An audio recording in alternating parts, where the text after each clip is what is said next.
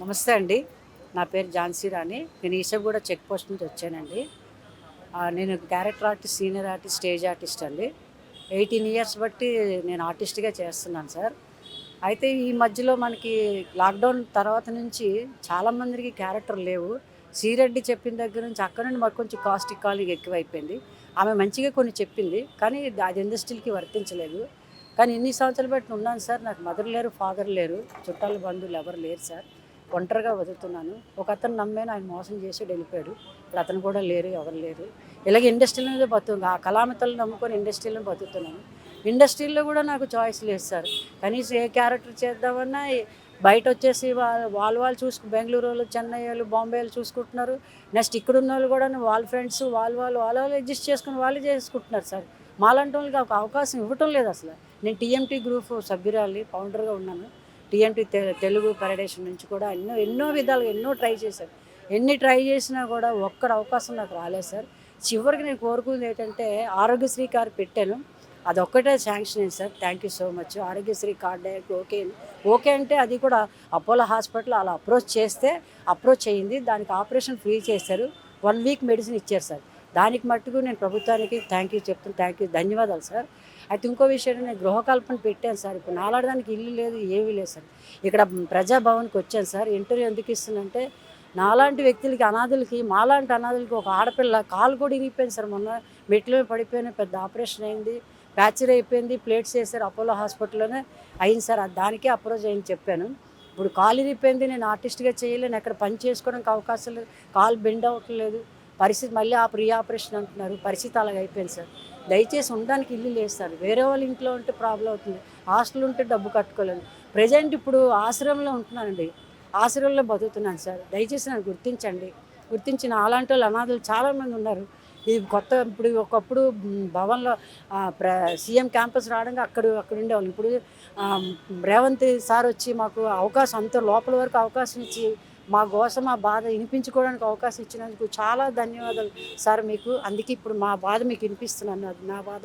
నాకు ఎవ్వరు లేరు సార్, చుట్టాలు, బంధువులు ఎవరు లేరు. దయచేసి మీరు ఆ గృహకల్పనలోను ఆల్రెడీ పెట్టించాను, అప్రోచ్ అయ్యింది అంటున్నారు. నా పేరుంది, నెంబర్ ఉంది, అన్నీ ఉన్నాయి సార్.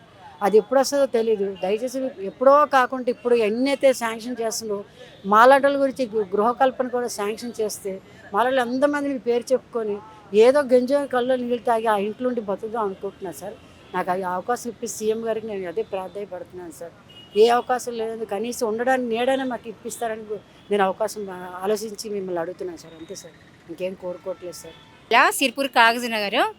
మేము పని చేసుకొని బతికే కుటుంబం సార్. నా పేరు రామజ్యోతి. ఎంకామ్ బీఈడీ చేస్తూ నేను 7 సంవత్సరాలు టీచర్ వృత్తి చేశాను కాగజనగర్లో. తర్వాత నాకు 2009 జూన్ 3వ తారీఖు కస్తూర్బా గాంధీ బాలికల ఉన్నత విద్యాలయంలో ఆదిలాబాద్ ఉమ్మడి జిల్లా ఉన్నప్పుడు నాకు సోషల్ స్టడీస్ సిఆర్టీగా జాబ్ వచ్చింది సార్. సిఆర్టీ అంటే కాంట్రాక్ట్ రెసిడెన్షియల్ టీచర్. ఆ జాబ్ చేయబట్టి సార్ ఇప్పటికి 15 సంవత్సరాలు అవుతుంది. నాకు 20 సంవత్సరాలు ఎక్కువగా నాకు ఎక్స్పీరియన్స్ ఉంది సార్. 20 సంవత్సరాలు పైగా తెలుగు మీడియం వారికి, ఇంగ్లీష్ మీడియం వారికి నేను చెప్పగలిగాను. కాలేజీ పిల్లలకు కూడా చెప్పాను. అయితే ఈ 6 సంవత్సరాల కిందట ఏం జరిగిందంటే 2023 సంవత్సరం జనవరి 5వ తారీఖు 4-5 తారీఖుల జరిగిన సంఘటనలో మాకు అంతకుముందు 5 సంవత్సరాలు ఎస్ఓ మేడం లేకుండే సార్. అయితే రాంపల్లి పద్మజ తెలుగు మేడం అని నా తర్వాత 3 నెలల తర్వాత జాయిన్ అయిన వాళ్ళు కళ్యాణ్ మేడం అని, రాంపల్లి పద్మజ మేడం అని. అయితే రాంపల్లి పద్మజ మేడం ఎస్ఓ ఇన్ఛార్జ్గా తీసుకున్నారు sir. Telugu subject, Telugu CRT అనమాట తీసుకున్నారు. ఎస్ఓ పోస్టులు పడ్డా కూడా రానివ్వలేదు. 5 ఇయర్స్ తర్వాత కన్నెపల్లి నుంచి, అక్కడ బెల్లంపల్లి దగ్గర కన్నెపల్లి ఉంటుంది సార్, అక్కడ నుంచి ఎస్ఓ అమూల్య మేడంని నెలలకు పంపించారు. అయితే ఏం చేశారంటే ఇప్పటికి ఎస్ఓ వచ్చింది కదా, ఇక నా అధికారం ఏముండదని 6 నెలలకు, అంటే వచ్చినాక 6 నెలల తర్వాత ఫుడ్ బాగా పెట్టడం లేదని విద్యార్థులను అందరినీ కూర్చోబెట్టింది sir. Teachers, PET, accountant, teachers, workers అందరు కలిసి మరి వాళ్ళ ముందు జరిగిన విషయాలు నాకు తెలియదు సార్. అందరినీ కూర్చోబెట్టి ఫొటోస్, వీడియోస్ తీసి అంతకుముందు నా సెల్ దొంగిలించింది సార్. నా సెల్ ఎప్పుడంటే 3 నెలల కిందట జనవరిలో 4వ తారీఖు జరిగిన సంఘటన అయితే నవంబర్లో నా సెల్ దొంగిలించారు. హ్యాండ్ బ్యాగ్ నుంచి తీసుకున్నారు సార్. ఎవరు తీశారంటే ఎవరు చెప్పలేదు. అయితే తెల్లారి మరి పోలీస్ స్టేషన్కి మరి రిపోర్ట్ ఇవ్వాలి కదా అని ఇచ్చాను సార్. అయితే మేము ఎంక్వైరీ చేస్తాం మేడం, దొరికితే ఇస్తామన్నారు. అయితే నాకు సెల్లు ఆ సమయాన్ని కూడా నాకు సెల్లు లేకుండే సార్. లేకుండే తదుపరి విలేకరుని పిలిపించారు, ఫోటో వీడియో తీసి విలేకరులు పంపించారు. ఎంఈఓ సార్కి, డిఓ సార్కి, సెక్రటరీ పద్మజ మేడం ఉండే, ఎమ్మెల్యే చిన్నయ్య సార్ ఉండే, వాళ్ళకి పంపించారు. మొత్తం ఇష్యూ చేసేసారు. అంటే ఫుడ్ బాగా పెట్టడం లేదని ఇష్యూ చేశారు. క్లాస్కి విలేకరులు వస్తారా సార్? స్కూల్కి వస్తారు ఎవరైనా? క్లాస్కి వచ్చి మీ సమస్య ఏంటి? ఏమన్నారు అసలు? నేను టీచింగ్ చెప్తాను సార్, సోషల్ సియాటిగా టీచర్గా చెప్తాను, సబ్జెక్ట్ చెప్తాను. క్లాస్కి వచ్చి బాగా చెప్తున్నావా, నీకు సబ్జెక్టు అంటే సిలబస్ అయిందా, ఎక్కడ దాకా అయింది అని ఎంఓ సార్ వచ్చేసారు. డిఓ సార్ వెంకటేశ్వర సార్ ఇప్పుడు యాదే సార్ కాదు, పిలిపించారు, అడిగారు. Fair notes, exam notes, teaching diary, lesson plans మాకు ఉంటాయి sir. Project work every week నేను స్లిప్ టెస్టులు పెట్టేదాన్ని సార్. ప్రతి ఒక్క క్లాస్కి పెట్టేదాన్ని. మాకు ఫార్మేటివ్ ఎస్ఏ 1, 2 ఉంటాయి. ప్రతి ఒక్కటి రిజల్ట్ 6 to 10th 100% రిజల్ట్ వచ్చేసారు చెప్పాను. అయినా కూడా సార్ యశోమల మేడంకి ఫస్ట్ రోజు సస్పెండ్ లెటర్ ఇచ్చారు. నాకు నెక్స్ట్ డే మీకు కూడా వచ్చిందని రాంపల్లి పద్మజ మేడం, తెలుగు మేడం, భారతీయ మేడం, మాకు తెలియదు నీకు కూడా వచ్చిందని ఇచ్చారు సార్. హడావుడిగా నాకు రావటం ఏంటంటే నేను తొందరగా ఎంఈఓ సార్ ఆఫీస్కి వెళ్ళాను.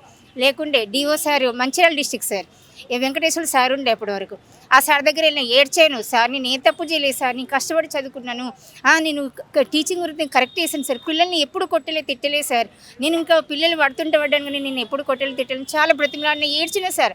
సెక్రటరీ 1 సార్ ఉండే అప్పుడు, సద్దం సార్, చాలా ఏడ్చిన కూడా ఇవ్వలేదు సార్. ప్రతిరోజు వెళ్ళేదాన్ని, ఇవ్వలేదు, చేయట్లేదు సార్. ఈ జాబ్ గురించే తిరుగుతున్నాను. మళ్ళీ స్టేట్కి పంపించారు. కలెక్టర్ భారతి మేడం ఉండే, మేడం చెప్పాను చూస్తానమ్మా అన్నారు, ట్రాన్స్ఫర్ వెళ్ళిపోయారు.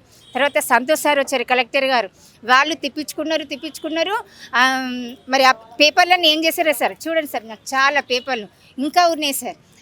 ఎంఈఓ గారికి, డిఓ గారికి, కలెక్టర్ గారికి, సెక్రటరియల్ మేడంకి, ఎమ్మెల్యే గారికి, అంటే ఎస్ఓ అమూల్య మేడంని నన్ను సార్, మా ఇద్దరిని.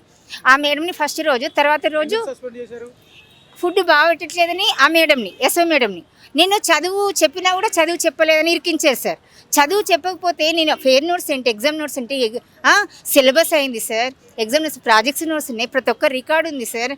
నేను ఆ తప్పు పని నేను ఎప్పుడు చేయలేదని, నా జాబ్ నాకు కావాలి సార్. ఇది జరిగి 17 నెలలు అవుతుంది సార్.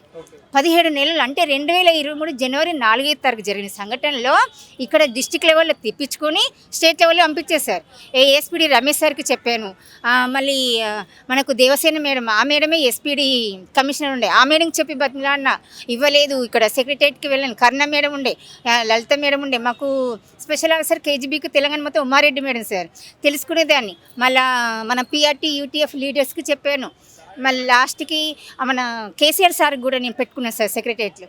ఇవ్వండి అని వచ్చింది కానీ ఇవ్వలేదు సార్. 15 మందిలో 5గురికి ఇచ్చారు వేరే వాళ్ళకి, కానీ నా పడితే సహా ఇంకా 10 మందికి ఇవ్వలేదు సార్, ఇవ్వలేదు. నా ఉద్యోగం నాకు కావాలి. నా ఉద్యోగం నాకు 2023 జనవరి 5వ తారీఖు నుంచి కంటిన్యూ చేస్తే నా ఉద్యోగం నాకు కావాలి సార్. అప్పటి నుంచి ఇప్పటికీ నేను తిరుగుతున్నాను సార్. రేవంత్ రెడ్డి సార్ని కూడా కలిసాను, ప్రజావాణిలో పెట్టుకోను. చాలా సంతోషం నాకు. ఎందుకు అనిపించింది అంటే, నా లెక్క చాలామంది నిరుద్యోగులు ఉంటారు, చాలామంది కక్ష కట్టి విధుల నుంచి తొలగించిన వాళ్ళు ఉంటారు. ఇలాంటి అన్యాయం ఆడపిల్లలకు జరగద్దు. మహిళా రక్షణ చట్టాలు ఇవి సార్.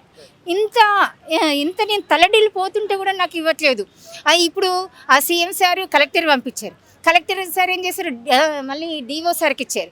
డిఓ సార్ ఏం చేస్తున్నాడు, ఎస్పీడీ సార్ ఇస్తే నేను ఇస్తాను అంటున్నారు. ఎస్పీడీ సార్ ఇప్పుడు మళ్ళీ బట్టి సార్ వచ్చి వెళ్ళిపోయారు సార్. మళ్ళీ నడిచేశారు. ఆ సార్ని నిన్న కలిసాను సార్. ఇవాళ సీఎం సార్ రెసిడెన్స్కి వెళ్ళాను, ఆ సార్ని కలిసాను, ప్రజావానికి వచ్చాను. ఏం చేయాలి సార్, నా జాబ్ నాకు రావడానికి ఇంత ప్రయత్నం చేస్తున్నా, ఇప్పుడు ఈ సమయంలో నాకు వేరే చదువుకోకుండా, వేరే ఉద్యోగం చూసుకోకుండా నా జీవనం అంతా ఆ కేజీబీపై ఆధారపడి ఉన్నది. కాబట్టి నా ఉద్యోగం నాకు తిరిగి ఇవ్వవలసిందిగా నేను మనస్ఫూర్తిగా కోరుకుంటున్నాను. రేవంత్ అన్న, నా జాబ్ నాకు ఆర్డర్ కంటిన్యూ చేయగలరని నేను మనస్ఫూర్తిగా మిమ్మల్ని ప్రార్థిస్తున్నా అన్న. థ్యాంక్ యూ అన్న, ప్లీజ్ అన్న, కంటిన్యూ మీ.